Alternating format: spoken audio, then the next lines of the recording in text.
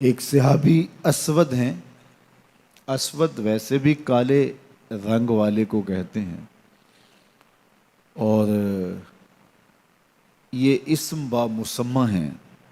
سخت سیاہ رنگت کے مالک، حبشی نژاد، بہت زیادہ پسینہ آتا تھا، اور یہ خیبر میں بکریاں چرایا کرتے تھے۔ جب غزوہ خیبر ہوا تو یہ بکریوں کا ریوڑ لے کر آئے، حضور علیہ الصلاۃ والسلام کی خدمت میں حاضر ہوئے اور کہا اگر میں اسلام لے آؤں تو مجھے کیا ملے گا؟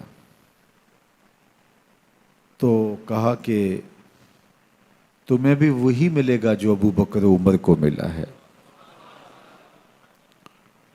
وہی وعدے تیرے نام ہیں، وہی عزت تیرے نام ہے جو دیگر اصحاب رسول کو مقسوم ہے۔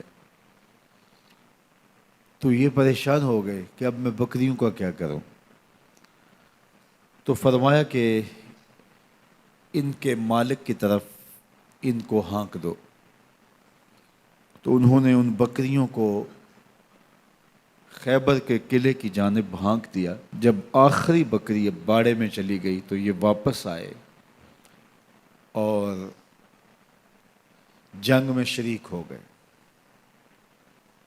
جب لاشیں اٹھائی گئیں تو ان میں اسود رائی کی لاش بھی تھی۔ عربی میں چرواہے کو رائی کہتے ہیں، تو اسود کے ساتھ رائی کا لفظ لگتا ہے۔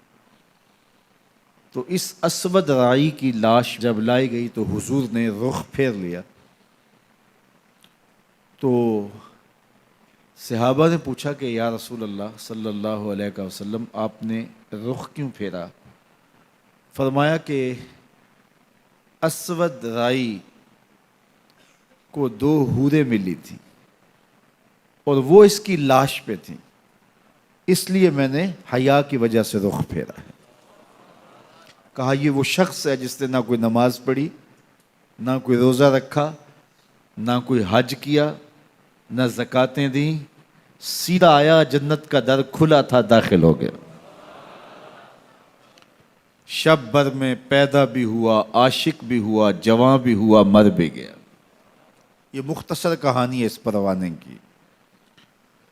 تو اسود نام کا یہ حبشی نژاد غلام، لیکن وہی اعزاز دیا گیا، وہی تکریم دی گئی، وہی پروٹوکول دیا گیا جو باقی اصحاب کا تھا۔ اسی طرح اس کا جنازہ بھی پڑھا گیا۔ آج بھی صحابہ کے مقام پر جہاں خیبر کے غزوہ میں شہید ہونے والوں کی قبریں ہیں، وہاں اسود رائی کی قبر بھی موجود ہے،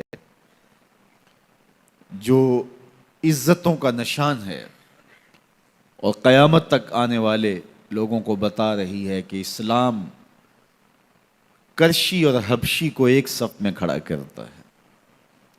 تو اقبال بے ساختہ حضرت اسود رائی کو دی گئی عزت اور شان و شوکت پہ بات کرتے ہوئے بولتا ہے، اسود از توحید احمر می شود، خیش فاروق و ابو ذر می شود۔ اسود توحید سے احمر ہو جاتا ہے، کالی رنگت والا گوری رنگت والے کے کندھے سے کندھا ملا کے کھڑا ہونے کے قابل ہوتا ہے۔ فاروق اعظم اور ابو ذر غفاری ایک ہی صف میں نظر آتے ہیں۔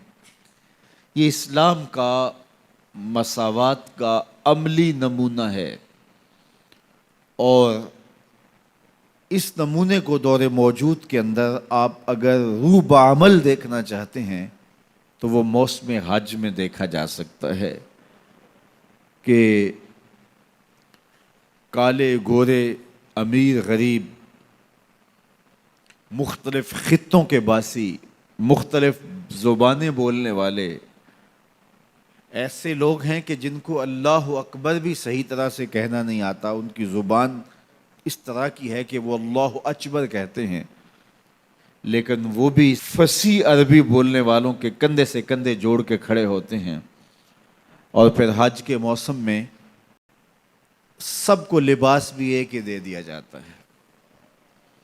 2 ان سلے کپڑے بدن پہ لپیٹ لیے، سر برہنہ، پاؤں میں واجبی سا جوتا، الفتوں کے راستوں کے مسافر جا رہے ہیں. شوق کا سفر ہے. کوئی بھی زبان رکھنے والا ہو، کسی بھی خطے کا باسی ہو، اس کی ماں بولی کوئی بھی ہو، لیکن آج ساری بولیاں بھی چھوڑ دیں، ایک ہی بولی بول رہا ہے، لبیک اللہم لبیک لبیک.